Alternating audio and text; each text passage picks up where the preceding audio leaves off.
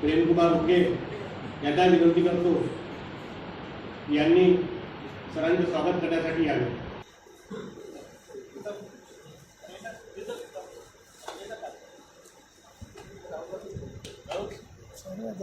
पत्रकार आहे तेवढं जा ना।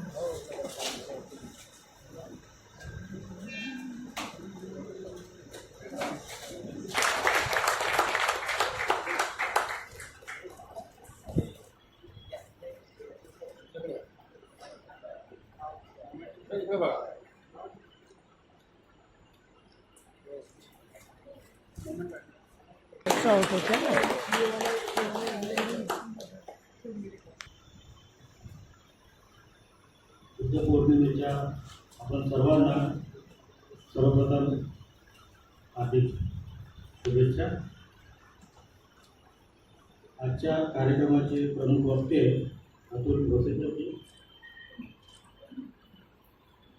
आवाज इंडिया टीव्हीचे संचालक अमन कांबळे, नागपूर जर्नलिस्ट असोसिएशनचे आमचे नरेश बहाने, केवलभाऊ जीवनतारे आणि उपस्थित सर्व धर्मप्रेमी सज्जन, जय हिंद। आज आपण एका अर्थपूर्ण आणि काळाची गरज असलेल्या विषयासाठी येथे एकत्र आलो। नागपूर जर्नलिस्ट असोसिएशन आणि नागपूर बुद्धिस्ट असोसिएशन यांच्या संयुक्त विद्यमाने आयोजित हा कार्यक्रम केवळ एक व्याख्यानमाला नसून तो विचार मंथनाच्या आणि सामाजिक जबाबदारीचा एक गंभीर प्रयत्न। आजच्या अस्थिर, तणावपूर्ण आणि संघर्षमय वातावरणात समाजासमोर अनेक मूलभूत प्रश्न उभे ठाकले आहेत। हिंसा की करुणा, द्वेष की मैत्री, युद्ध की शांती या प्रश्नांची उत्तरं केवळ राजकीय किंवा आर्थिक दृष्टिकोनातून मिळत नाही, तर त्यासाठी मानवतेच्या मूल्यांची आणि नैतिकतेची पुनर्स्थापना आवश्यक आहे। याच पार्श्वभूमीवर बुद्धांच्या विचारांची आज अधिक तीव्रतेने गरज भासते। गौतम बुद्ध यांनी दिलेला करुणा, समता, प्रज्ञा आणि अहिंसेचा संदेश हा केवळ प्राचीन काळापुरता मर्यादित नाही, तर तो आजच्या आधुनिक समाजासाठीही मार्गदर्शक ठरतो। या विचारांचा सखोल अभ्यास करून ते आजच्या संदर्भात मांडणारे ज्येष्ठ संशोधक आणि प्रभावी वक्ते अतुल भोसेकरजी आज आपल्या समोर मार्गदर्शन करणार आहेत। ही आपल्या सर्वांसाठी अभिमानाची बाब आहे। नागपूर जर्नलिस्ट असोसिएशनचा हा पहिलाच उपक्रम आहे। आंबेडकरी आणि संविधानवादी विचारसरणीचे पत्रकार एकत्र येऊन समाजासमोर विधायक संवाद उभा करण्याचा हा एक प्रयत्न। पत्रकारिता ही केवळ बातम्या देण्यापुरती मर्यादित नसून ती समाजाला योग्य दिशा दाखवणारी शक्ती आहे। या जाणीवेतून या कार्यक्रमाची संकल्पना साकार झाली। समाजात वाढत असलेल्या द्वेष, असहिष्णुता आणि हिंसक प्रवृत्तीला उत्तर म्हणून बुद्धांच्या विचाराचा प्रसार करणे, संवाद आणि समजूतदारपणाची नवी वाट निर्माण करणे आणि संविधानिक मूल्यांना बळकट करणे ही या कार्यक्रमामागची भूमिका। आजचा हा कार्यक्रम केवळ ऐकण्याचा नाही, तर आत्मपरीक्षणाच्या आणि बदलाची सुरुवात करण्याचा एक प्रयत्न। आम्ही आमच्या नागपूर जर्नलिस्ट असोसिएशनच्या वतीने आचार्य अरहंत भन्ते आनंद व्याख्यानमाला आयोजित करण्याचा विचार केला। त्याची ही आजची सुरुवात, या व्याख्यानमालेची ही सुरुवात। या अंतर्गत वर्षभरात 3 ते 4 व्याख्यानमाला होती। त्यात बौद्ध संस्कृतीशी संबंधित अनेक बाबींवर, विषयांवर, विद्वानांवर प्रकाश टाकण्याचा आमचा प्रयत्न आहे। तर चला आपण सर्वजण मनपूर्वक या विचार प्रवाहात सहभागी होऊया। आपण सर्वांचे पुन्हा एकदा स्वागत करतो। जय हिंद। बाबासाहेब डॉक्टर आंबेडकर यांना स्वागत. जसं की आता सांगितलं, आनंद भाऊ सांगितलं, किरण भाऊ सांगितलं, रवी भाऊ आहेत, देवेंद्र भाऊ आहेत, अनेक आमचे मित्र आहेत, प्रेम भाऊ आहेत, कुलकर्णी जी आहेत. अनेकांचा आमचा असा विचार होता अनेक वर्षापासून की आपण जर्नलिस्ट काहीतरी एखादी असा बौद्धिक विचार जनतेला द्यायचे, आणि हा खूप विचार प्रगत होत गेला. अनेक दिवस चर्चा करत गेलो आणि मध्यप्रदेशचा एक प्रयत्न होता की हुएन सांग जे पहिले चायनीज ट्रॅव्हलर होते त्यांच्यावरती आपण व्याख्यानमाला आयोजित करायची. आणि आनंद म्हणून आहेत एक बिहारचे, त्यांनी हुएन सांग ज्या ज्या भागात चालले भारतामध्ये त्या पूर्ण ठिकाणी त्यांनी प्रवास केला. तर त्यांना नागपूर जाण्याचा तर मान होता, पण एनी हाऊ ते काही पॉसिबल होऊ शकलं नाही. आणि मग अचानक असं सहज हा हॉल आम्ही 20 मार्चसाठी बुक केला होता, कारण महान क्रांती दिनाचा 100 वर्ष पूर्ण होत आहेत आणि त्यानिमित्त एक व्याख्यान आयोजित करण्याचा विचार होता. नंतर आम्ही ते तिथे कन्व्हेन्शन सेंटरला घेतलं आणि शहरामध्ये आले होते, पण तो हॉल मग कॅन्सल होणार होता. मग मी प्रफुल्लला म्हटलं, अरे हॉल कॅन्सल नको करू, पैसे भरे आपण ने, अपन बुद्ध पौर्णिमा के ऊपर कुछ करेंगे. तर मग सहज चर्चा निघाली. सगळ्या मित्रांना सांगितलं की अभी अपने पास में हॉल भी सब कुछ है, अभी करना ही पड़ेगा, बुद्ध पौर्णिमा आ रही है, इससे अच्छा ओकेजन कुछ हो नहीं सकता. आणि मग त्यातून हा कार्यक्रम घडला. अब्दुल भोसेकर सर एका शब्दावरती आले, म्हणजे त्यांना फक्त फोन केला की सर तुम्हाला यायचं आहे, आणि त्यांनी कसंही काही नाही आणि तिकीट अवेलेबल नव्हतं, तत्काळ तिकीट काढले आणि सर आले आणि पुन्हा दिवसभर सतत ते प्रवास करताय. त्यांचा इतका छान वगैरे नागपूरमध्ये की सतत ते प्रवास करताय. त्यांना एक एक क्षण आराम त्याला वेळ मिळाला नहीं. त्यांचा परिचय थोडक्यात देतो मी. आज की इस विशेष व्याख्यान में हमारे बीच में एक अत्यंत विशिष्ट और प्रबुद्ध व्यक्तित्व उपस्थित है. प्रख्यात लिपि विशेषज्ञ, गहन शोधकर्ता, भारतीय प्राचीन इतिहास का बौद्ध अध्ययन के निष्ठावान साधक आदरणीय अतुल भोसेकर जी. भोसेकर जी बेसिकली पुणे से आते हैं, लेकिन नासिक में सेटल हुए हैं और बचपन से ही उनके घर से उन्हें आंदोलन की प्रेरणा मिली. उनके पिताजी, उनके माताजी के माध्यम से सतत आंदोलन में कार्यरत रहे, लेकिन उनके अंतर्मन में भारत की प्राचीन धरोहरों, विशेषतः गुफाओं, शिलालेख और लिपियों को समझने की जिज्ञासा बहुत ही प्रारंभिक काल से जागृत थी. यही जिज्ञासा धीरे धीरे उनके जीवन का प्रमुख उद्देश्य बन गई. युवावस्था में उन्होंने पूरे देश का भ्रमण किया. अभी उन्होंने बताया कि महाराष्ट्र में लगभग 1100 बौद्ध गुफाएं, 1100 गुफाएं, उसमें से 980 जो है वो बौद्ध गुफाएं हैं. तो उनकी यात्राओं ने उनके दृष्टि को विस्तार दिया, बल्कि उनके अध्ययन को गहराई और प्रामाणिकता प्रदान की. औपचारिक शिक्षा उन्होंने भौतिक विज्ञान तथा फिजिक्स को प्राप्त की. साथ साथ में मार्केटिंग क्षेत्र में व्यावसायिक अनुभव अर्जित करने के बाद भी प्राचीन भारतीय इतिहास और पुरातत्व के प्रति उनकी अपार लगन उन्हें मुख्य धारा से अलग ले आई. उन्होंने अपना पूरा जीवन प्राचीन ज्ञान परंपरा को समझने के लिए, सनातन ज्ञान परंपरा जो हमारी परंपरा है, इसको समझने और संरक्षित करने के लिए समर्पित कर दिया है. वे स्वयं अशोककालीन धम्मलिपि, जिसे प्रचलित रूप से ब्राह्मी लिपि भी कहते थे, उन्होंने इसको धम्मलिपि कहा. पाली प्रतिसाद प्राचीन भारतीय लिपियों के गहन अध्ययन उन्होंने किया. उनका उद्देश्य केवल लिपियों को पढ़ना मात्र नहीं, बल्कि शिलालेखों के माध्यम से भारत के प्रामाणिक इतिहास को और सच्चे इतिहास को मूल रूप में आप लोगों के सामने करना है.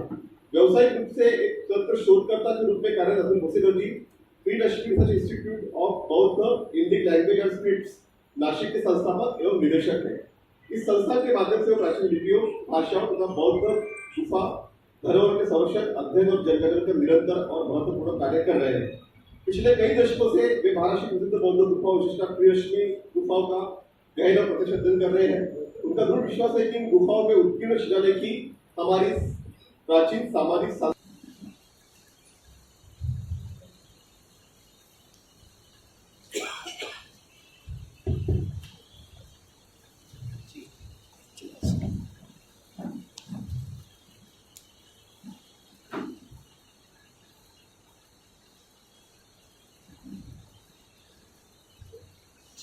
महाकारुणिक तथागत भगवान बुद्ध, बोधिसत्व डॉक्टर बाबासाहेब आंबेडकर यांच्या आदर्श विचारांना पंचांग प्रणाम.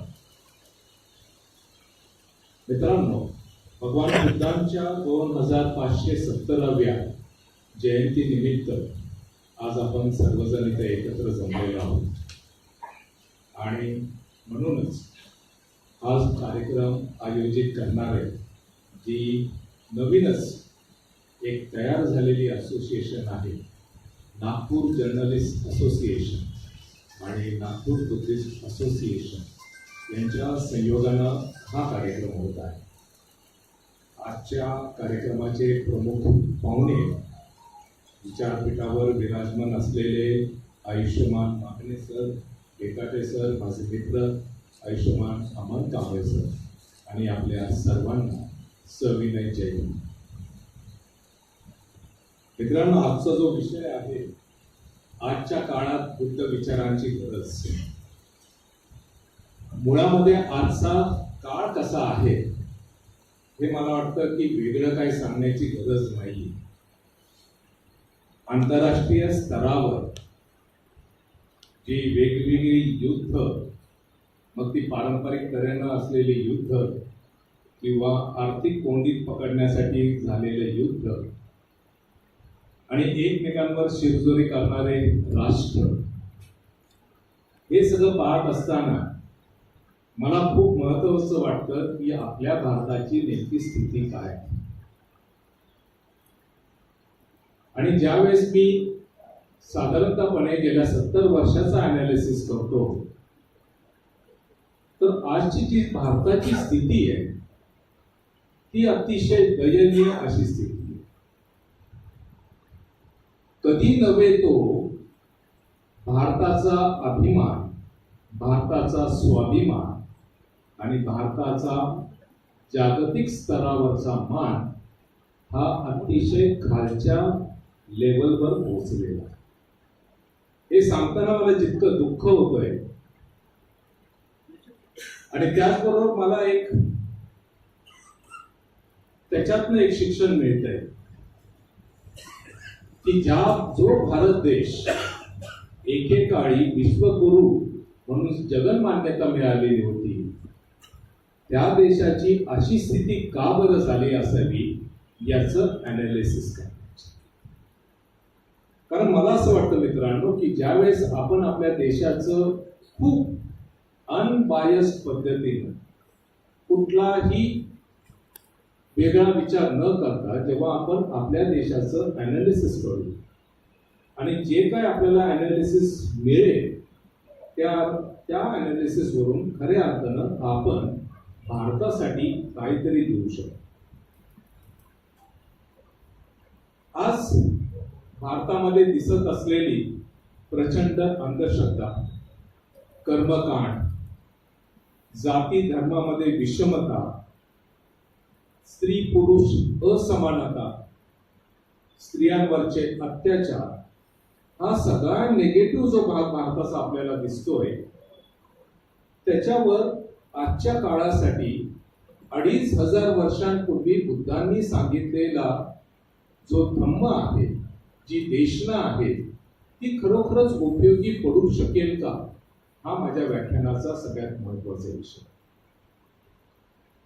मात्र त्याही आधी आपल्याला विचार करावा लागेल की बुद्ध म्हणजे नेमकं कोण. कारण जोपर्यंत आपण बुद्ध नेमके कोण आहे हे ओळखणार नाहीये, तोपर्यंत बुद्धांचा विचार नेमका काय होता हे आपल्याला कळणार. मी अनेक ठिकाणी पाहतो आणि बहुतेक आपल्या सर्वांनाच माहीत असेल की ज्या वेळेस आपण बुद्ध प्रतिमेकडे पाहतो तर आपल्या मनामध्ये लगेच वंदन करण्याची एक प्रक्रिया उत्पन्न होते आणि आपण हात जोडून वंदन करतो, ज्याला पाली भाषेमध्ये तिलखना म्हणतात, मराठीमध्ये आपण त्याला त्रिशरण म्हणतो किंवा त्रिशरण म्हटलं जातं आणि मग आपण म्हणतो बुद्धं शरणं गच्छामि. मुळामध्ये बुद्ध ही संकल्पना नेमकी काय? आमच्या पैकी खूप जणांचा गैरसमज आहे की या बुद्ध प्रतिमेकडे पाहिल्यानंतर बुद्ध हे असेच होते आणि त्या बुद्धांना आपण साक्षी ठेवून त्यांना आपण नमन करत असतो. मित्रांनो, बुद्धांची सर्वात पहिली प्रतिमा त्यांच्या महापरिनिर्वाणानंतर 500 वर्षानंतर तयार करण्यात आली आणि ही प्रतिमा पाली त्रिपिटकामध्ये बुद्धांचं केलेलं वर्णन आणि त्याचबरोबर आचार्य म्हणजे गुरु शिष्य परंपरेनं शिष्यांपर्यंत आलेलं बुद्धांचं वर्णन हे सगळ्यांचा मिलाप करून त्यावेळेसच्या शिल्पकारांनी कुशाण काळामध्ये बुद्धांची सर्वात पहिली प्रतिमा तयार केली. मग पाली भाषेमध्ये जेव्हा आम्ही बुद्धं शरणं गच्छामि म्हणतो त्याचा नेमका अर्थ काय होतो? कारण बुद्ध ही जी आपल्याला प्रतिमा दिसतीये ती कुठली एका व्यक्तीची प्रतिमा नाहीये. या प्रतिमा जी दिसते आपल्या समोर ते एक प्रतीक आहे, बुद्धत्वाचं प्रतीक आहे. जी व्यक्ती बुद्धत्वाला पोचलेली आहे, संपूर्ण ज्ञान प्राप्त झालेलं आहे, ज्या व्यक्तीला संबोधी प्राप्त झालेली आहे, त्या व्यक्तीचं प्रतीक म्हणून ही बुद्ध प्रतिमा आहे. आणि बुद्ध हेही म्हणत नाही की मी एकटाच बुद्ध झालेलो आहे. बुद्धांच्या वंदनेतच म्हटलं गेलेलं आहे, एच बुद्धा अतीताच एच बुद्धा अनागता. जे होऊन गेलेले बुद्ध आहेत आणि जे येणारे बुद्ध आहेत या सगळ्यांना माझं नमन असू दे, असं बुद्ध स्वतः म्हणत होते. कारण बुद्धांची अशी मान्यता होती की या पृथ्वीवरच्या प्रत्येक मनुष्याला बुद्ध होण्याचा अधिकार आहे. बुद्ध होण्याची त्याच्यामध्ये कॅपॅसिटी आहे, कारण प्रत्येकामध्ये बोधिचित्त आहे. मग या बोधिचित्त आणि बुद्ध यांच्यामधला फरक काय? एका शायरनं खूप सुंदर कविता लिहिली, 2 ओळी आहेत त्याच्या. लो हम बताए कली और गुल में क्या फर्क है. लो हम बताए कली और गुल में क्या फर्क है. एक बेकही हुई एक कही हुई. म्हणजे मी तुम्हाला सांगतो कळी आणि फुलामध्ये फरक काय आहे. कळीला अजून जाणलेलं नाहीये म्हणून ती कळी आहे, फुलानं जाणलंय म्हणून ते उमललंय आणि त्याचा सुवास सगळीकडे पसरतो. आणि बुद्धांचं जर आपण विचार इथं आपल्या समोर मांडायचे झाले तर आपण म्हणू शकतो तुम्ही आम्ही कळी आहोत आणि बुद्ध हे उमललेलं फुल. आणि म्हणूनच उमललेलं कमळ हे बुद्धांचं प्रतीक त्या काळापासून मानण्यात आलं. की एखाद्या व्यक्तीला बुद्धत्व जर प्राप्त झालंय हे त्या शिल्पकारानं चित्रकारानं दाखवायचं कसं. तर म्हणूनच अनेक वेळा बुद्धांना शिल्पकारानं उमललेल्या कमळावर बसलेलं दाखवलंय. याचा अर्थ ती व्यक्ती संबोधी प्राप्त व्यक्ती हे त्याचं प्रतीक आहे. मग अशा उच्चतम ज्ञानाला प्राप्त झालेली व्यक्ती जी बुद्ध आपल्याला त्या प्रतीकांमध्ये पाहतो आणि ज्यावेळेस आम्ही म्हणतो बुद्धं शरणं गच्छामि, तर लोकांनी गेल्या 70 वर्षामध्ये या वाक्याचा प्रचंड अनर्थ करून ठेवलाय. आपल्याला मराठी पुस्तकांमध्ये पाहायला मिळतं, वर लिहिलेलं असतं बुद्धं शरणं गच्छामि आणि त्याच्या बाजूला लिहिलेलं असतं मी बुद्धाला शरण जातो. द्वितीयंपि बुद्धं शरणं गच्छामि, मी दुसऱ्यांदा बुद्धांना शरण जातो. आणि हे साफ चुकीचं आहे. या देशामध्ये पाली भाषेमध्ये असलेली वंदना, असलेले बुद्ध वचन इथल्या व्यवस्थेनं संस्कृत भाषेमध्ये भाषांतर केले आणि मग त्याचे अर्थ मराठी किंवा हिंदीमध्ये सांगितले, जे साफ चुकीचं आहे. कारण पाली भाषेला स्वतःचं व्याकरण आहे आणि ज्या भाषेला स्वतःचं व्याकरण आहे तर त्या भाषेचं व्याकरण वापरून त्या भाषेतल्या शब्दांचं भाषांतर करणं गरजेचं आहे. त्यामुळे पाली भाषेतला शरणम शब्द हा संस्कृत भाषेमध्ये शरण झाला, शरणम झाला आणि मराठीमध्ये शरण झाला.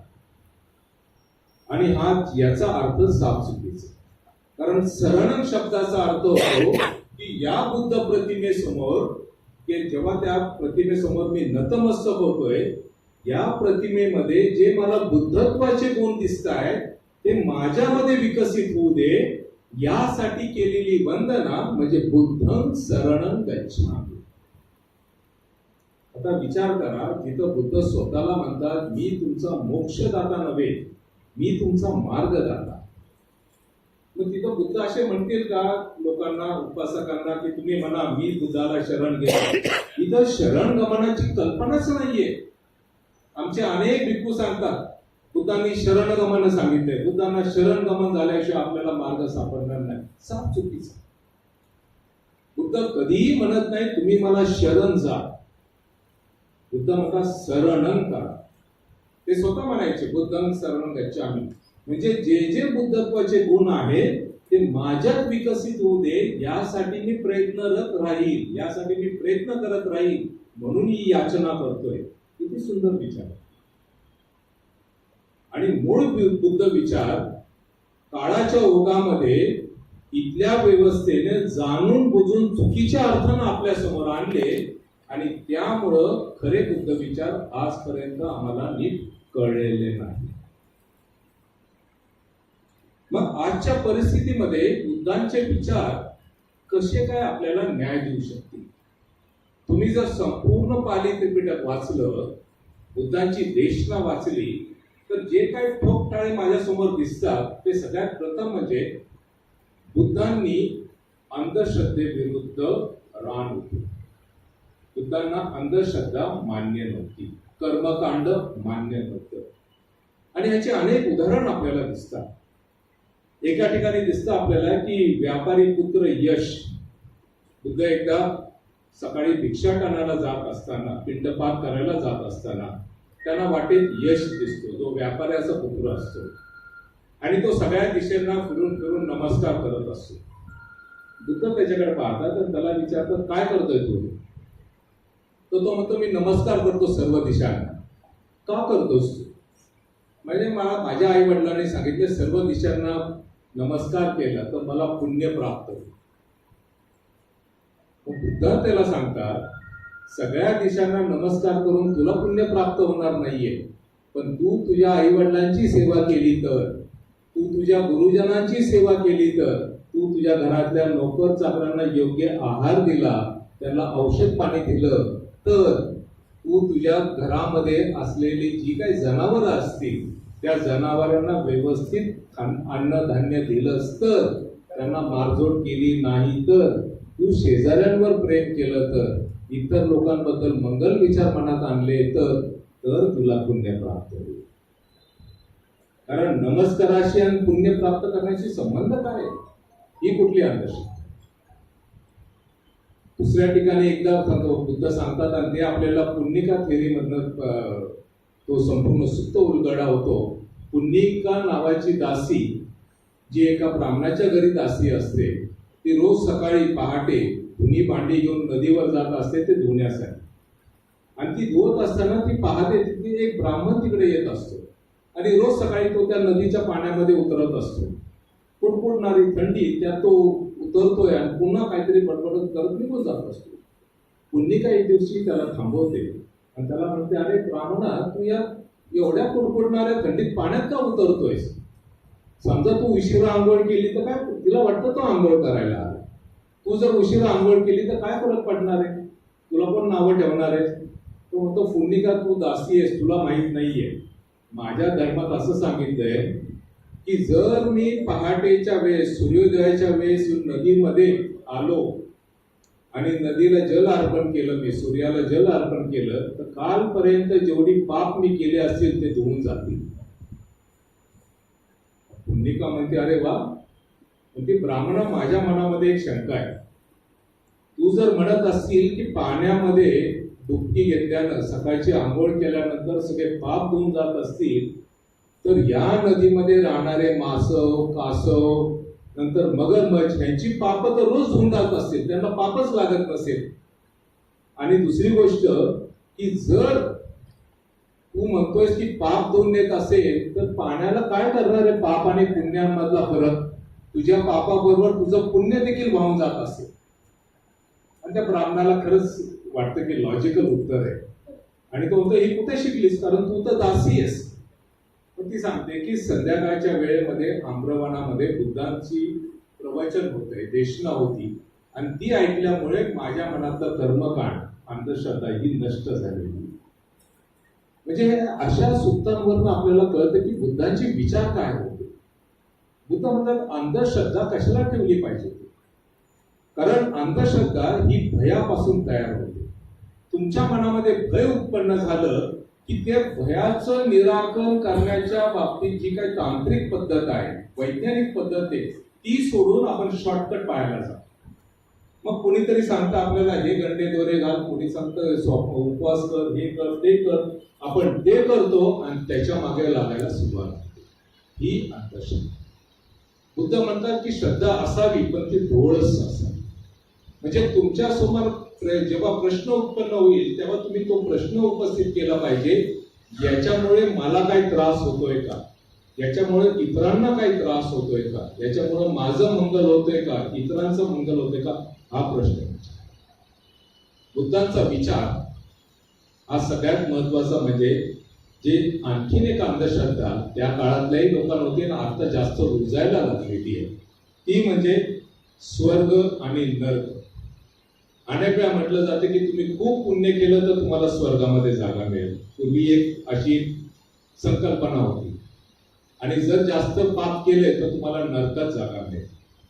बुद्धांना देखील हा प्रश्न विचारण्यात आला होता की स्वर्ग आहे की नाही, नरक आहे की नाही. आणि बुद्धांनी त्यांना सांगितलं तर हे अव्याकृत प्रश्न आहे. या प्रश्नाच्या उत्तरामुळे कुणाचं काहीही भलं होत नाही.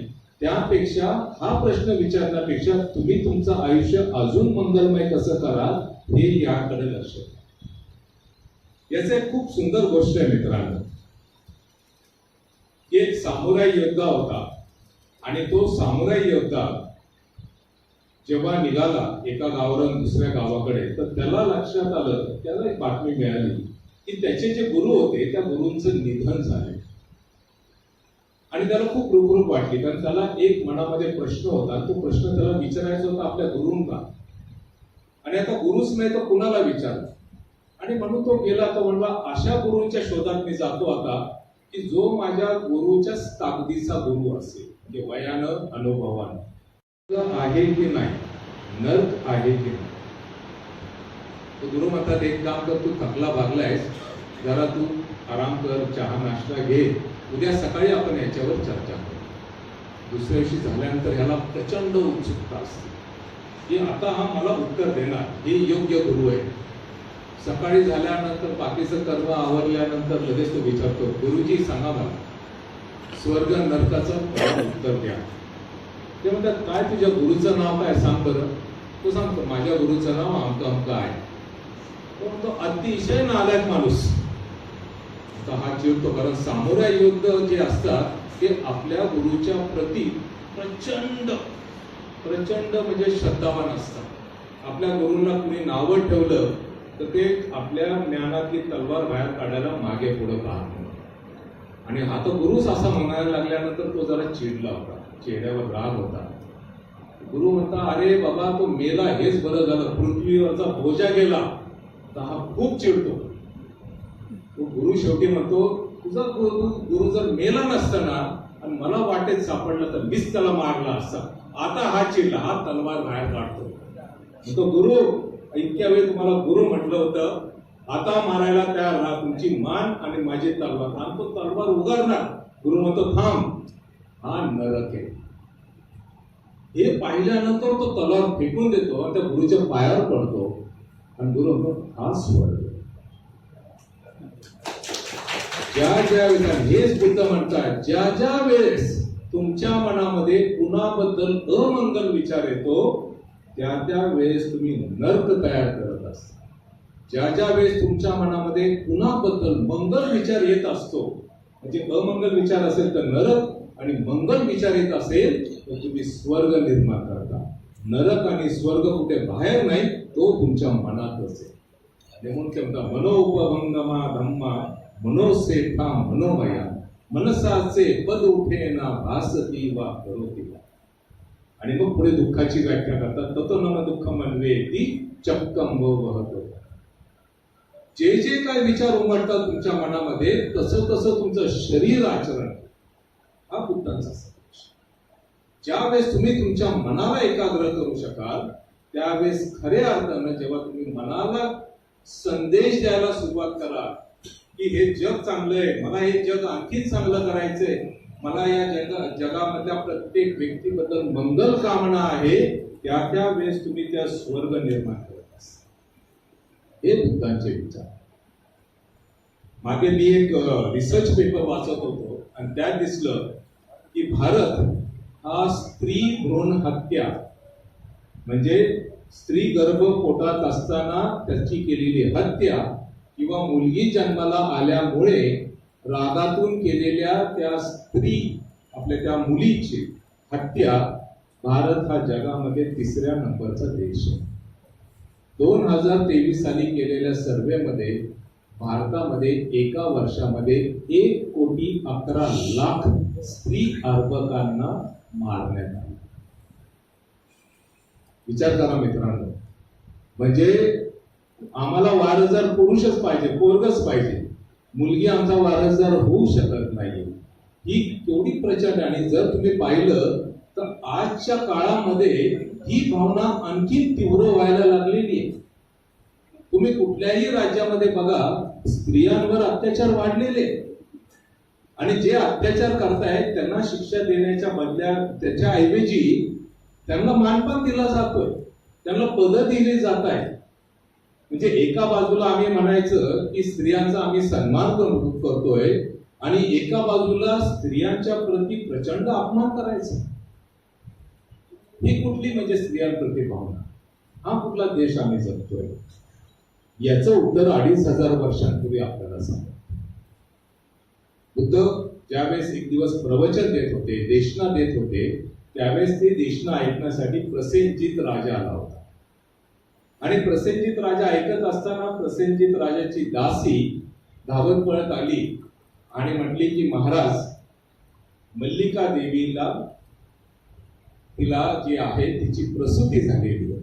एवढं ऐकलं तर राजा खुश होतो की मी आता बाप झालेलो आहे, माझ्या राजघराण्यामध्ये आता वारस तयार झालेला आहे.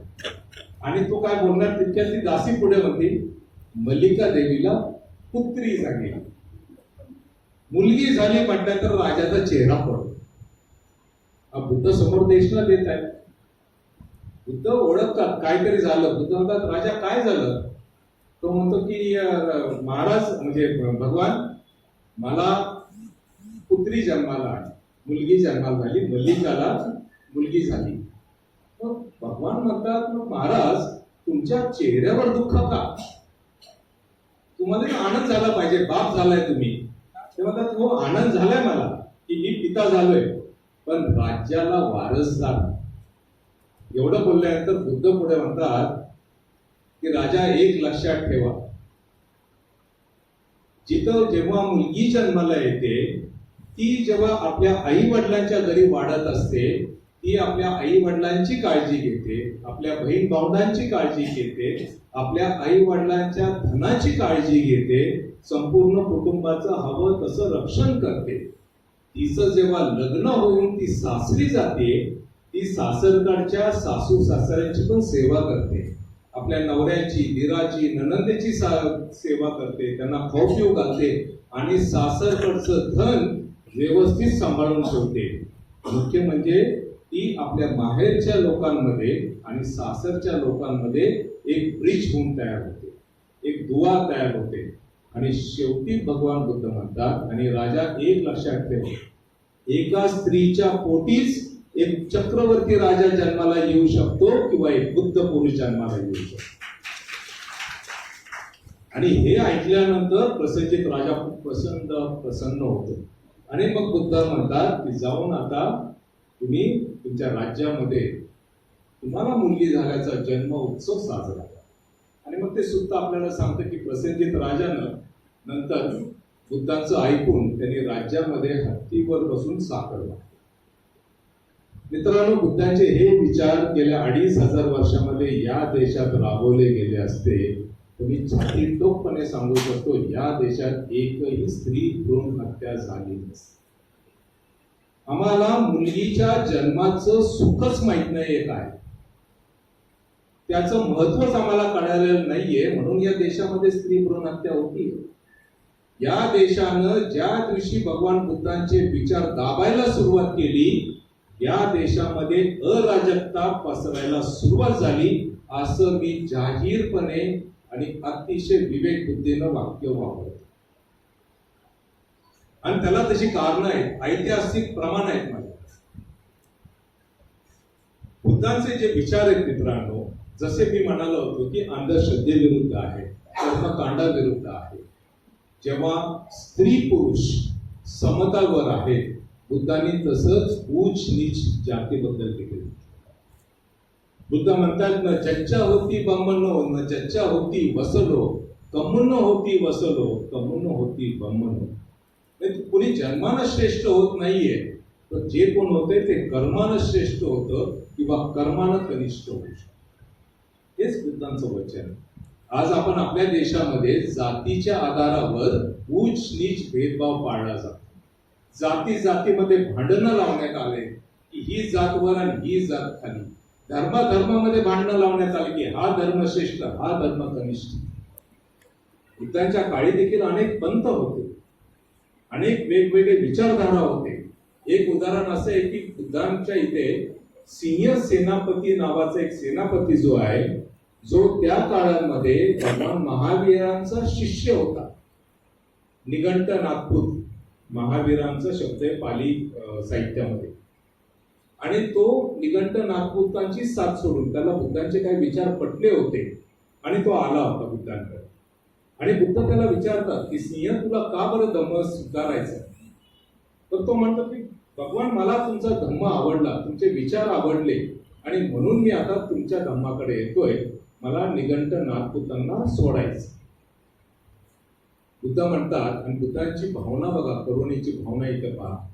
बुद्ध म्हणतात सिंह तुझ्याकडं वर्षानुवर्ष निघंट जे आहेत ते तुझ्या घरी भोजनाला येत होते.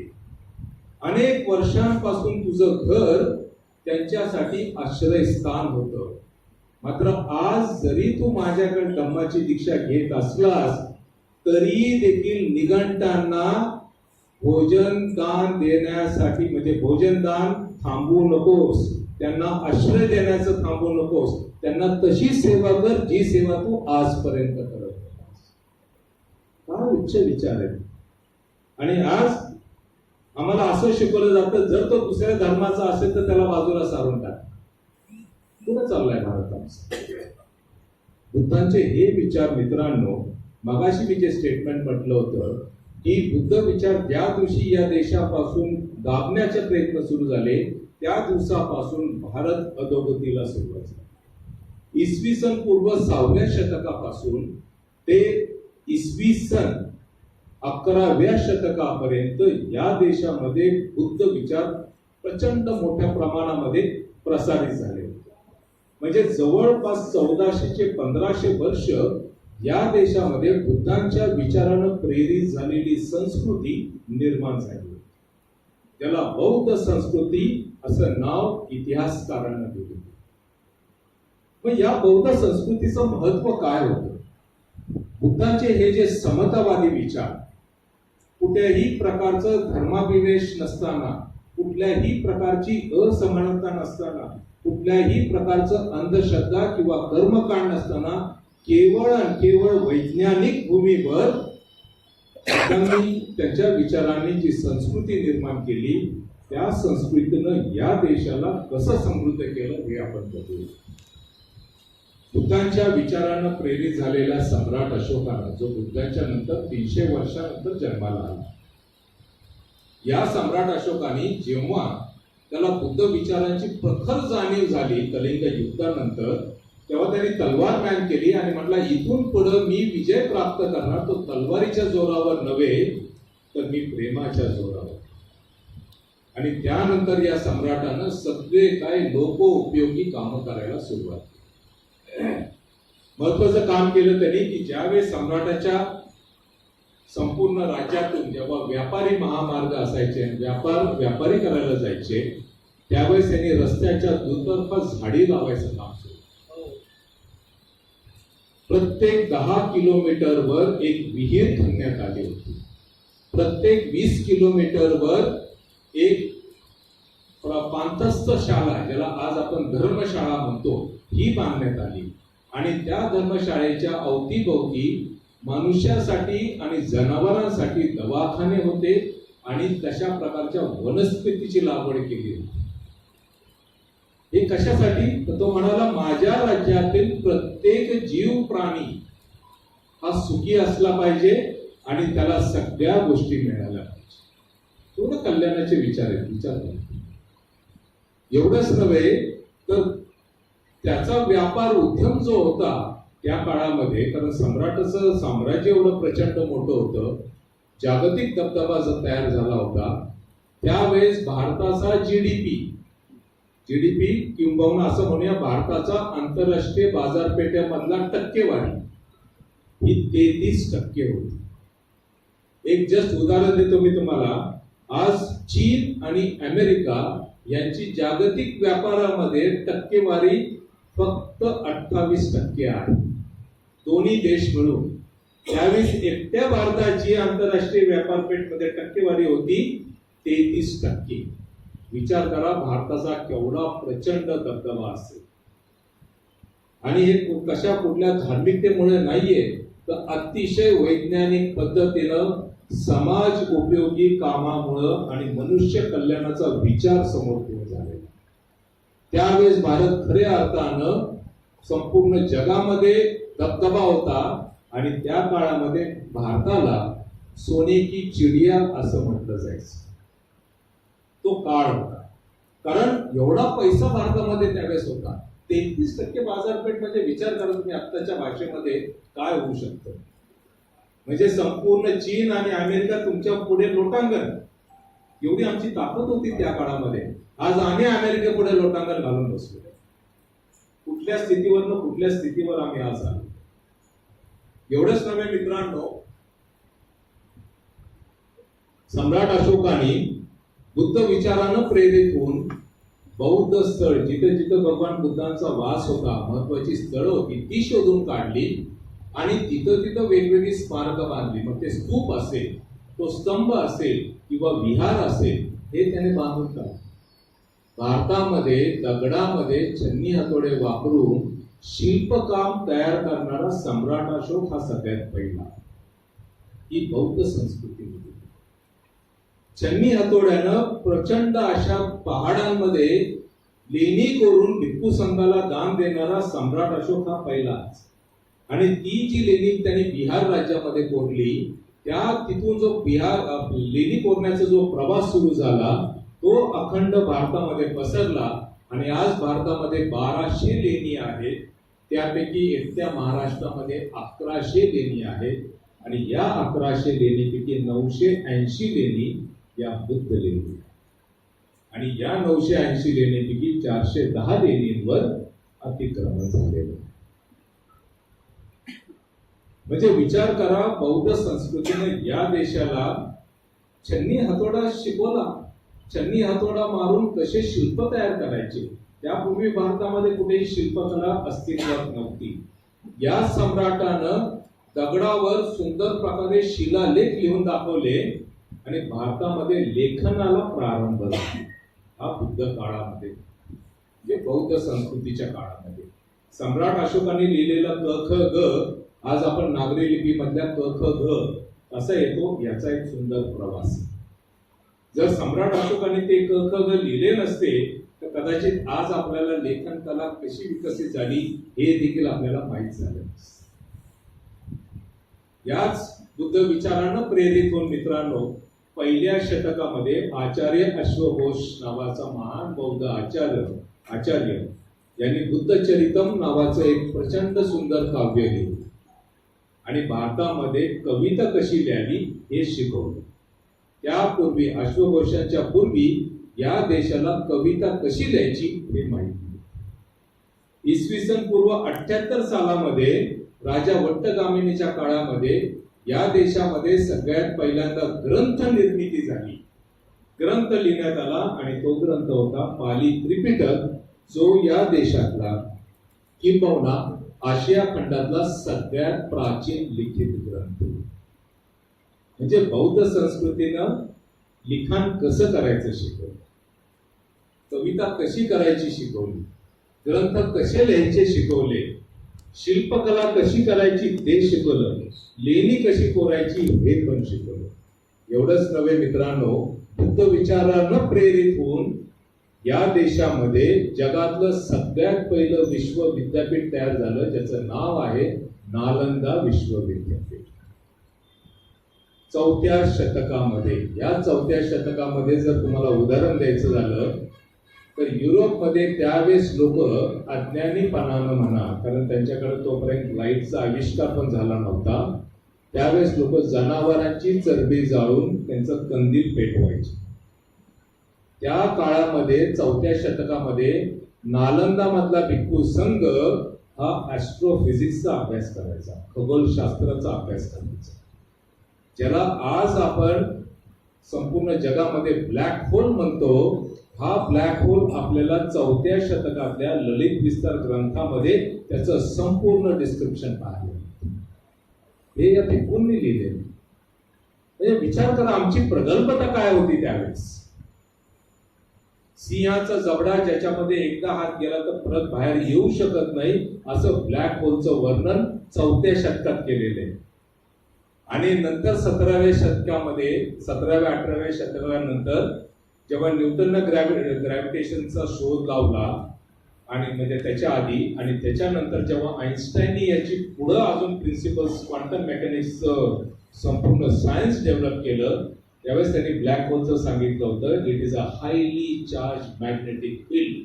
त्याच्यामध्ये तारे, ग्रह सगळे काय गिळंकृत करतो, बाहेर काहीच येऊ शकत. हे वर्णन 4थ्या शतकामधल्या ललित विस्तार ग्रंथात आहे, तुम्ही आजही वाचू शकता.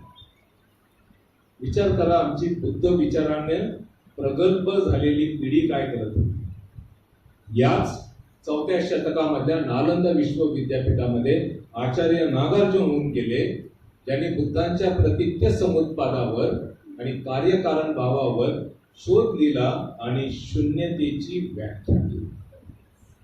हे सगळ्यात पहिल्यांदा आपल्याला सापडतं नागार्जुनांच्या ग्रंथामध्ये. त्या ग्रंथाचं त्यांनी नाव लिहिलं किम नाम शून्यते. शून्य काय आहे याच्यावर व्याख्या केली आणि त्या देशाने सांगितलं की आर्यभट्टानं शून्याचा शोध लावला. 4थ्या शतकामध्ये नागार्जुन सगळ्यात पहिल्यांदा शून्याची संकल्पना आहे. या देशामध्ये 4थ्या शतकामध्ये नालंदा विश्वविद्यापीठामधल्या बौद्ध भिक्खूंनी त्या काळामध्ये, बौद्ध आचार्यांनी बुद्धिस्ट एपिस्टोमॉलॉजी, लॉजिक, प्रमाणशास्त्र हे नवीन विद्याक्रम विकसित केले, जे आजही जगभरातल्या अनेक विद्यापीठांमध्ये शिकवले जातात. हा बुद्धांचा विज्ञानवादी मार्ग, की बुद्ध म्हणाले तर्क करत राहा, प्रत्येक गोष्टीसाठी प्रश्न विचारा, आणि जोपर्यंत तुम्हाला योग्य उत्तर मिळत नाहीये, जे काळाच्या कसोटीवर खरं उतरेल ते ऍक्सेप्ट करू नका. हे बुद्धांचं वचन आहे. कालाम सुक्त जर तुम्ही वाचलं तर तुम्हाला त्यात लक्षात येईल. कालामांना ते स्पष्ट म्हणतात, कुणी सांगितलं म्हणून ऐकू नका, कुणी बोलतंय म्हणून ऐकू नका, कुणी तुमच्यावर जबरदस्ती करतोय म्हणून ऐकू नका किंवा ऍक्सेप्ट करू नका.